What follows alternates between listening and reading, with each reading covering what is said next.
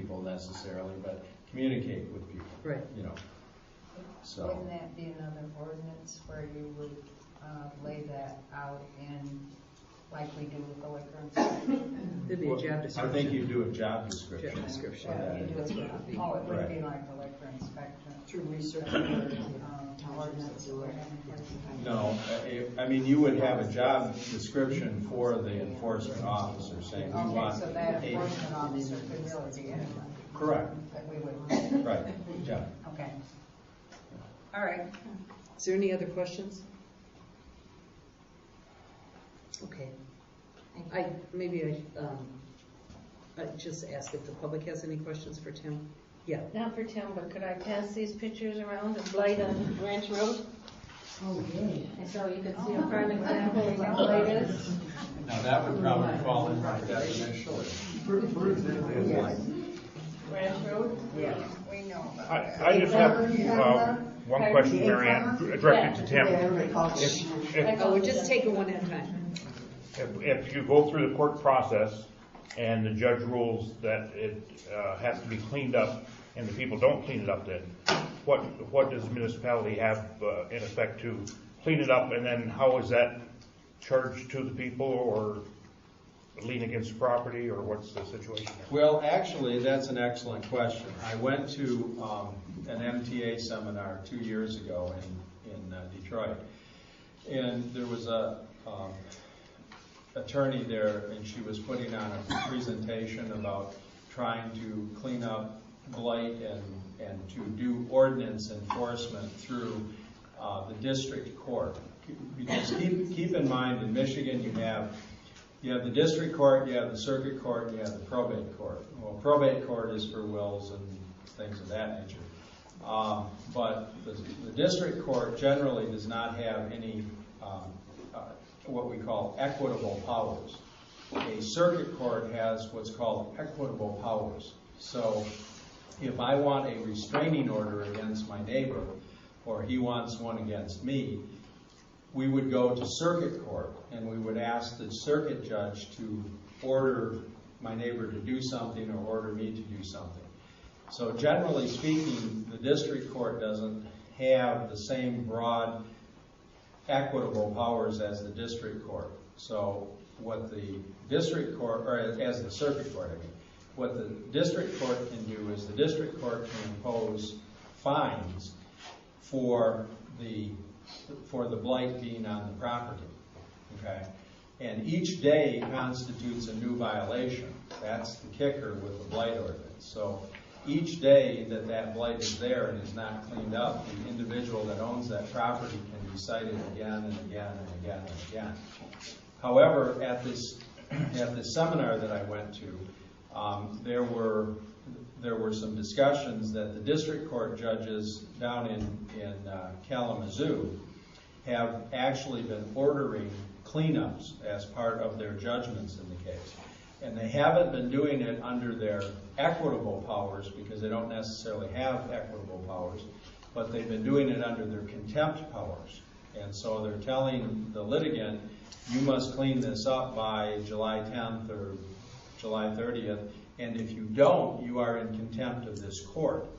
And so in addition to the fine that gets levied against the violator, they have to come back to court on July 11th and say, did you clean it up or did you not clean it up? And if they did not clean it up, then they could literally be jailed for the failure to clean the blight up. So that's how they're enforcing. That's great. In more urban areas. Now, some judges don't want to do that. They're very much not wanting to get into putting people in jail over things of this nature. But generally speaking, that would be how you could potentially enforce it, through a district court. You always have the ability to sue in circuit court. You can sue to abate any nuisance in circuit court. The township has that authority.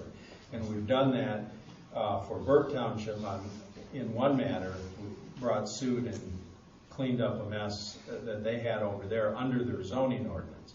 But that's brought through the circuit court. So that's where it gets a little bit dicey.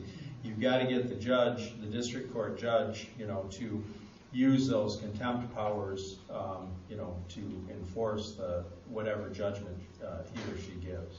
Okay, So. that's great. Anybody else in the audience have another question? Any other questions? Okay, great. Okay, back to the board then. What would be your pleasure? I think we have a couple options. To develop a committee to write a blight ordinance with Tim, which I think would be one thing to do. To not do anything about a blight ordinance. I guess those are the two. Do we want a blight ordinance or do we not want a blight ordinance? No, there's a third, and that's to get in bed with the consortium that was trying to do a universal one. Yeah, Ron Newman from Inverness told me they weren't doing it anymore. So that they, like I think you said, they just got overpowered by scared by the whole thing and just decided not to do it. Well, He also said the costs was too much. I don't know what the cost would have been, but I'm kind of curious in why Program had stalled, because they were really gung-ho at that meeting. They've stalled out. I talked to them. what did they say? They said complicated and cost. and cost.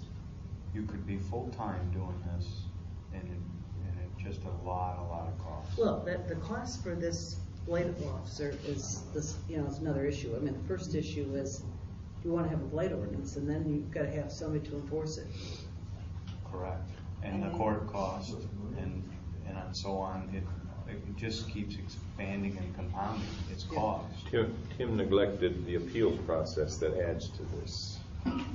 Well, And Jury trials. well, it wasn't a jury trial, but it was appeals, and it was 9 years was one of them that I've been involved in. yeah, but you've got high-powered lawyers around that island. Yeah. We're not right, Tim, we're not talking. You never know. And you probably know about it. Somebody with a lot of junk might have a lot of money. Yeah. Well, I think we need to decide, are we going to pursue this blight or not? I mean, I think we got all the I think information. we should do Some something. research more. But And I want to know specifically what we need to do. So if the group wants to pursue the blight, then what is it we need to do to?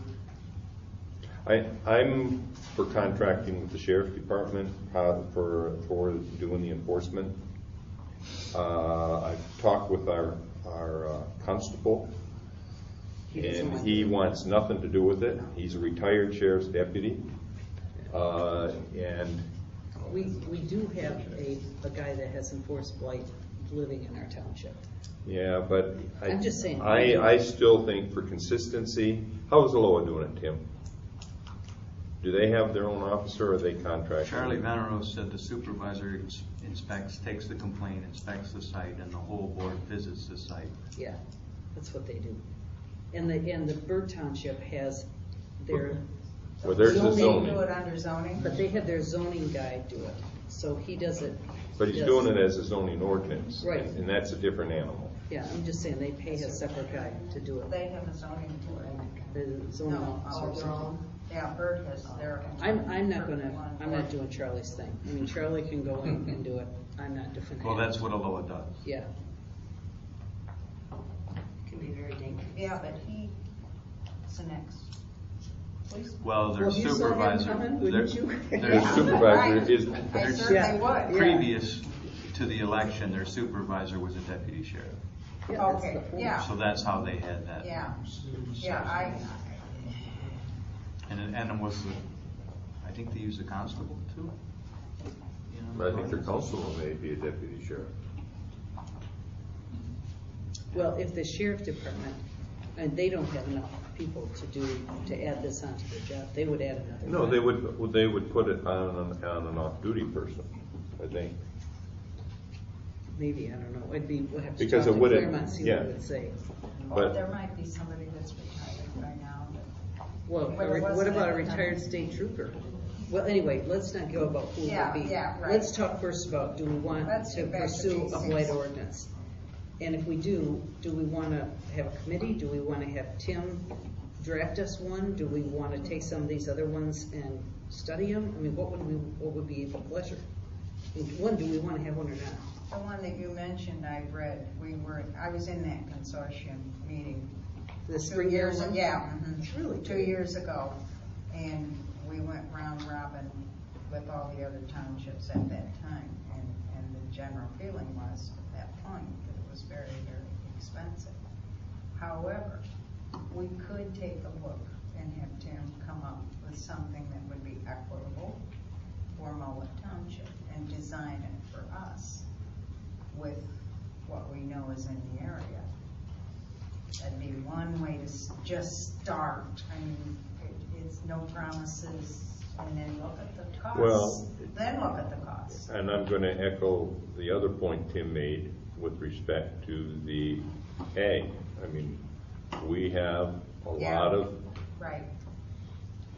farm buildings in the area that to some people's eye would be a dilapidated building, and to the farmer, it's I'm just getting by and that building's still standing and I'm using it. And, somehow or another, that's gonna have to get exempted, along with the parts inventory in the form of the old machinery sitting out in the field. Yeah, I think we have a lot of exemptions in Yes. this township that would have to be looked at. I also think that. And That pile not of stuff that lady just passed around, that obviously is blight. I mean, that's hand down blight, that's not unused, And I guess there's another one across the lake, but if we could be careful enough to be specific. Well, the other thing is, we don't have to focus a blight ordinance on this massive everything. We can focus a blight ordinance. I mean, I think the That's junk, where I'm going. Aloha did junk. I mean, their focus is on Just junk. Junk. just name it. Trash and, what did he call it? Junk, trash, and rubbish. Right. I mean, we can do a blight ordinance on junk, trash, and rubbish and have it, I mean. And throw some common examples in And there. have some examples that would include building material and not talk about other stuff. And then if we in fact get that cleaned up, then we could move to the next thing. I mean, that's another way to do it. I mean, is that right, Tim? No, you can amend, if you adopt an ordinance, you can always Always amend that amend it. ordinance and make it Yeah. to I mean, it deal with seems like other we things. should focus on the things that are the issue. The things that I think are rubbing people wrong are junk. Yeah. And trash. Yeah, that's what I think. So I think we give Tim, well, I'd like to, I better not make the proposal, but I'd like us to consider giving Tim the authority to focus on an area like that. Leave the rest of it, in our definition, be perfectly clear what we're going after, and put a procedure in place for that and see what happens. And then we can talk about who we hire and how we hire and Yeah, we're what not we that pay far them down the and road all that yet. kind of stuff. Okay, let's, Would you put a budget to that? How would you control the cost? Well, the first thing I want to do is Just I try to want to try to define it. define it. Define what we Because want to control.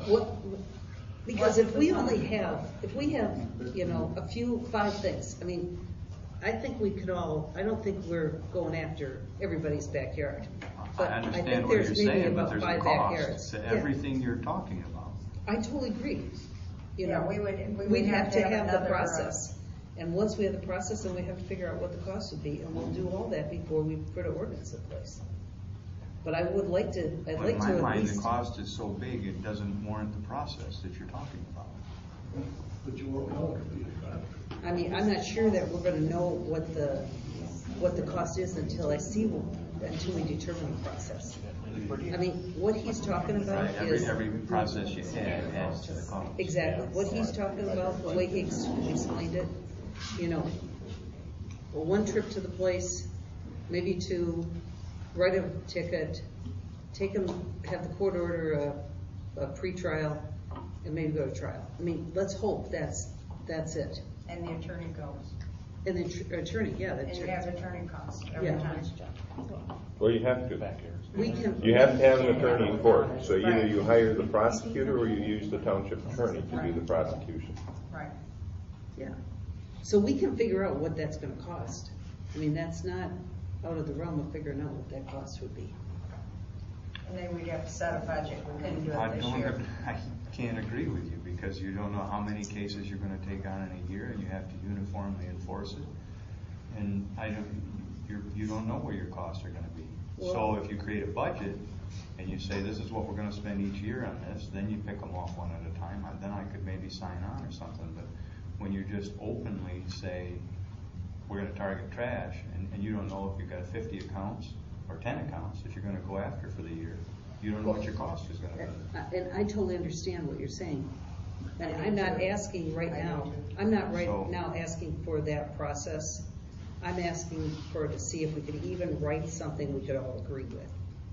And know a little bit And know more. a little bit more about it than what we know right And now. maybe the cost of it, if we ask other townships if maybe they just do a trash or Yeah, brush. I mean, we can ask Aloha what their yearly expenditures are. But this is something that our constituents have asked for. This isn't something we can sit here and say we're not gonna address. In my opinion, it was number one. I think if I look at the number of comments that came on blight in our meeting when we gathered information, I think blight, What was, it was right up there. I think it was number one. Yeah, I think it was too. And I think that we don't have, I think it was too, but a lot of people didn't know where There- those costs were coming from. They just I'm wanted to Do you have have their any idea neighbors what clean they up spend? their yard. I don't know. Just fix it with someone else's money. They're not even, you know. We have not had to prosecute, you know, I mean, there have been some tickets written, but basically they've had compliance. Absolutely. Okay, so they've never really gone to court. Trash and Okay. bigger items.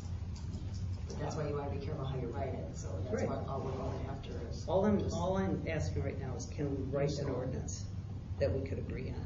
And then the second thing that we could do is look at what would be the process, an estimated cost of the process. Okay. Because you have to, One of- before we do anything.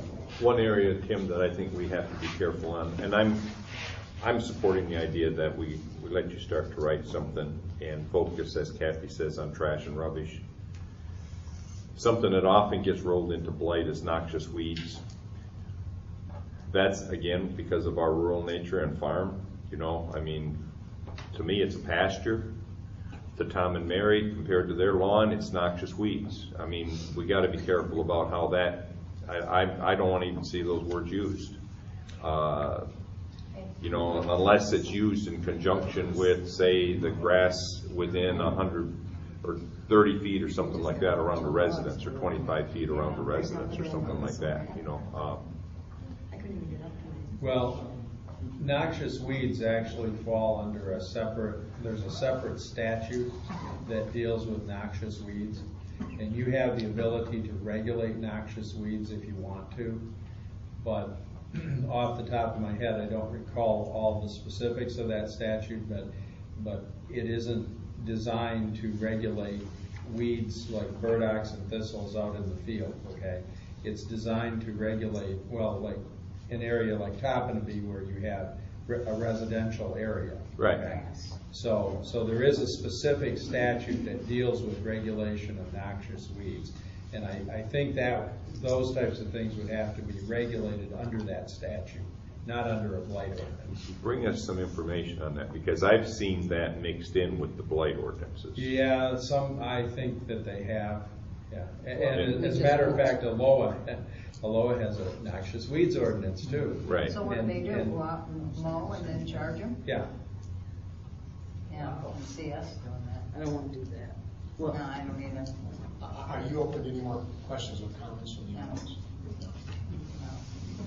okay. I agree with John. I think that we're gonna have to look very carefully at a budget and what it will cost. Well, I think that's the Whatever we next write meeting. is tied to cost. Yeah, I'm right. concerned Well, about let's that. let's start with something and then try to put costs Gotta before we start go further. someplace. But we got to have something to start with.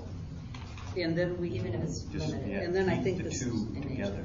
Yeah, You I agree wanna with go you. to a limited type situation then, where we would be Well, I think we- sort of narrow we'd down? like to, I think, focus on, I like this title, junk trash and rubbish. With, to start? yeah. Has nothing to do with cars. We might or have to give mobile homes examples. or- Well, you'd have to give examples, but I think Trucks. this this says the storage or accumulation of junk, trash, or rubbish or refuge of any kind except in a completely enclosed building or completely shielded from the view of public properties. Or a public road by means of one or more of the following, blah, blah, blah. The term junk shall include stools, refrigerators, or other appliances, remnants of wood except for firewood, neatly stacked metal, and other cast-off materials of any kind stored in the open, whether or not such materials could be put to any reasonable use. Farm machinery in normal use in the area zoned agriculture is exempt from the provisions of this section. I'm gonna go with that farm, or firewood neatly stacked business. People that burn wood out in the rural It area, said they remnants just, of wood except firewood. but there was neatly stacked. Okay, well, then we can. Yeah, I've got wood next to me, I mean, I've got a Whether it's whole piled or not piled. lot Right, full. yeah. I mean, Okay, again, the okay. definition of neatly stacked, that's, Okay, well then, Tim, just, give it your best shot, right? but Isn't you that what want- the song but- says? You want to focus on rubbish, trash, and junk. Yeah. And Yeah. try to define those and so on.